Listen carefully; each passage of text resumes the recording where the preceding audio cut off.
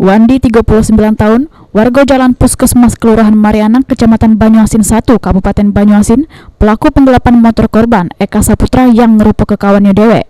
Pelaku berhasil diringkus tim Tuja unit Treskrim Polsek Mariana Banyuasin di tempat persembunyiannya di kawasan Banyuasin. Terkait hal tersebut, Kapolsek Mariana AKP Halim Kusumo membenarkan adanya penangkapan sikok dari dua pelaku penggelapan motor kawannya dewek. Sementara sikok pelaku lainnya inisial J masih jero pembebasan pihaknya.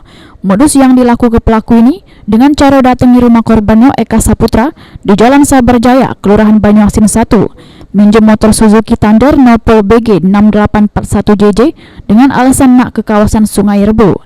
Sesudah motor dipinjam ke, motor tersebut tak kunjung dibalik ke. Pelaku melakukan penggelapan bersama satu orang temannya yang sekarang ini DPO atas nama Toto Siswanto. Pelaku melakukan penggelapan dengan cara mendatangi rumah korban dengan alasan meminjam kendaraan tersebut untuk dipinjam ke desa tetangga dengan alasan menagih hutang.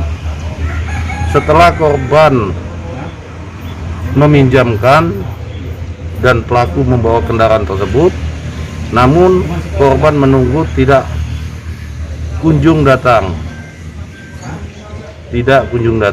Atas kejadian tersebut, korban langsung melapor ke Polsek Mariana.